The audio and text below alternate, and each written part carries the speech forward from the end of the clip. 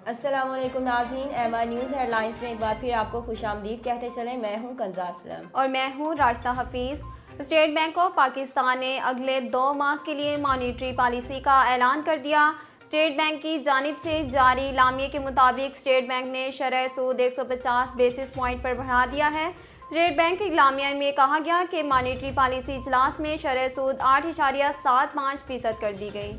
State bank के मुताबिक गुज़िश्ता इजलास के बाद महंगाई और अदायगियों का तवाज़न ख़राब हुआ है और ये तवाज़न मुकामी और आलमी वजूहात के सबक बढ़ रहा है। स्टेट बैंक का कहना है कि बुलंद दरामदी कीमतें महंगाई और तवक्कात से ज़ायद बढ़ रहा है, जबकि मुआशी नमू का मंजरनामा बेहतर हुआ है। अदारा शुमारियात ने महंगाई की हफ्तावार रिपोर्ट जारी कर दी, जिसके मुताबिक मुल्क में महंगाई की मजमूई शरह 18.34% तक पहुँच गई।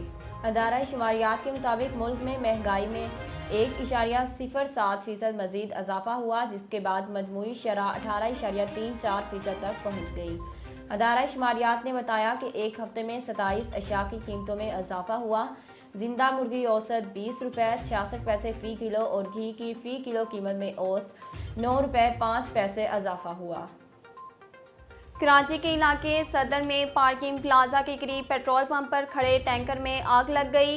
हुकाम का कहना है कि फायर ब्रिगेड की 3 गाड़ियां आग बुझाने में मसरूफ हैं। इससे कबल कराची के टीन हट्टी के करीब झुग्गियों में आग लग गई थी। फायर ब्रिगेड की 4 गाड़ियां आग बुझाने में मसरूफ थी। फ़िज़ाई आलूगी के एतबार से आज लाहौर दुनिया के आलूदा तरीन शहरों में पहले और दूसरे नंबर पर दिल्ली आ गया। एयर क्वालिटी इंडेक्स के मुताबिक लाहौर की फ़िज़ाओं में आलूदा ज़राअत की शरह 377 हो गई। चेयरमैन नादरा तारिक मलिक ने फैसला किया है कि अवामी सहूलियात के लिए कराची और हैदराबाद में 5 रोज़ खुलने वाले नादरा सेंटर्स हफ्ते के रोज़ भी खुले रहेंगे। नादरा सेंटर्स के तर्जमान का कहना है कि कराची और हैदराबाद के हफ्ते में 5 रोज़ खुलने वाले नादरा सेंटर्स हफ्ते के दिन भी खुले रहेंगे और ये फैसला शहरियों को सहूलियात फराहम करने के लिए किया गया है।